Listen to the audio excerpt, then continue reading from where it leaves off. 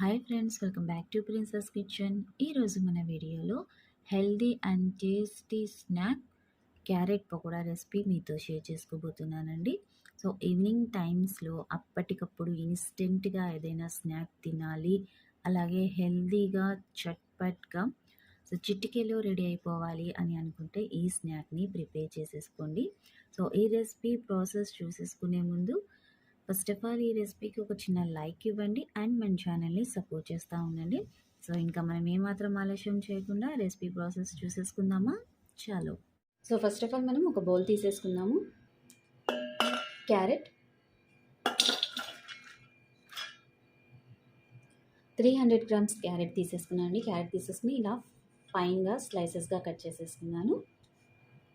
Next finely sliced onions, 2 పెద్ద size ఉల్లిపాయలు తీసేసుకున్నాను.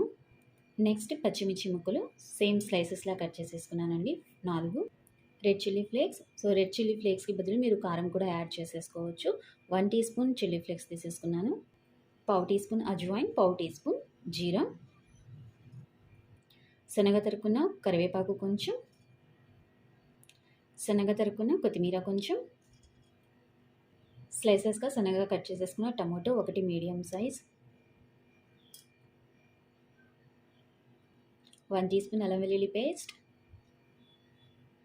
1 టీ స్పూన్ ధనియా పౌడర్, రుచికి సరిపడా ఉప్పు.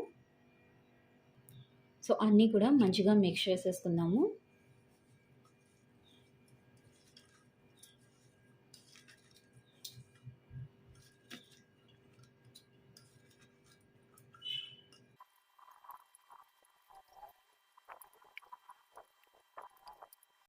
టోటల్ మనం మంచిగా మిక్స్ చేసేసుకున్న తర్వాత లుక్ అనేది ఇలా ఉండిద్దండి. సో నెక్స్ట్ వచ్చేసి శనగపిండి వచ్చేసి మీరు రిక్వైర్డ్ తీసేసుకోవచ్చు, లేకపోతే క్వాంటిటీలో కూడా వేసేసుకోవచ్చు వెజ్జెస్ని పెట్టి.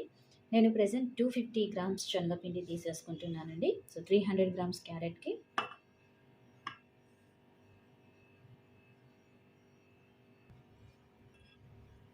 సో మనం వాటర్ వేయకుండానే ఈ వెజ్జెస్లో ఈ ఆటా అనేది మిక్స్ చేసేసుకుందాము. అవసరమైతే కొంచెం వాటర్ యాడ్ చేసేసుకుందాము.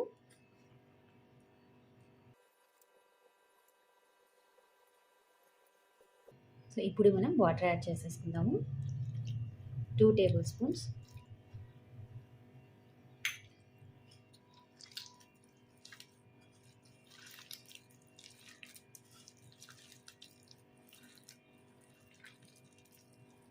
పకోడా మిక్చర్ రెడీ అయిపోయిన తర్వాత టెక్స్చర్ అనేది ఇలా ఉండిద్దండి.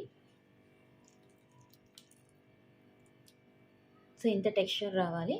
అండ్ మనం ఈ టెక్స్చర్ ప్రిపేర్ చేసేసుకున్న వెంటనే మనం డీప్ ఫ్రైకి పెట్టేసుకుందాము. సో నార్మల్గా మనం వెజ్జెస్ వేసుకునేటప్పుడు సో టోటల్ మొత్తం మనకి గిన్నె అనేది నిండిపోయింది. సో ఇప్పుడు మనం మిక్స్ చేసేసుకునే కొద్దీ సో లోపలికి దిగిపోతూ ఉండింది వెజ్జెస్ అనేవి. సో మనం మిక్చర్ అనేది రెడీ చేసుకున్న వెంటనే డీప్ ఫ్రై చేసేసుకున్నాం అనుకోండి, సో మనం వేసేసుకున్న వెజ్జెస్ అనేవి సో క్రిస్పీగా ఉంటాయి, మెత్తపడకుండా. సో ఇలాంటి ఇన్స్టెంట్ రెసిపీస్ అనేవి అప్పటికప్పుడే ప్రిపేర్ చేసేసుకోండి, ఓకేనా? సో మొత్తం ఇక్కడ క్లీన్ చేసేసుకొని డీప్ ఫ్రైకి ఆయిల్ పెట్టేసుకుందాం. నెక్స్ట్ మీడియం ఫ్లేమ్లో డీప్ ఫ్రైకి సరిపడా ఆయిల్ అనేది హీట్ చేసేసుకుంటున్నానండి. సో ఆయిల్ అనేది హీట్ అయింది. క్యారెట్ మిక్చర్ని తీసేసుకొని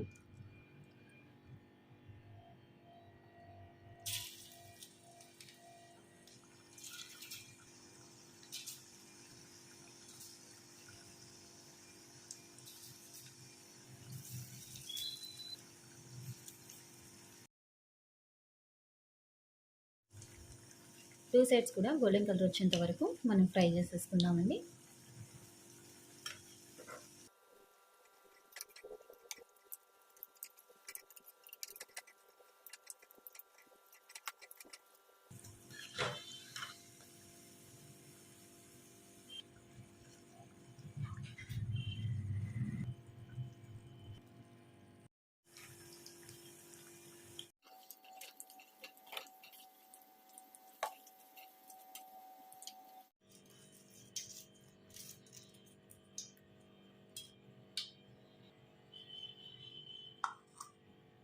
సో మనకి ప్రెజెంటేషన్ కూడా రెడీ అయిపోయిందండి. వేడిగా క్యారెట్ పకోడా రెసిపీ రెడీ అయిపోయింది. సో మీరు ఇంట్లో తప్పకుండా ఈ రెసిపీని ప్రిపేర్ చేయండి. అండ్ ఇలాంటి టేస్టీ రెసిపీస్ కోసం మన ప్రిన్సెస్ కిచెన్ ఛానల్ని తప్పకుండా ఫాలో అవ్వండి, లైక్ చేయండి, షేర్ చేయండి, ఓకేనా? So thanks for watching. Bye.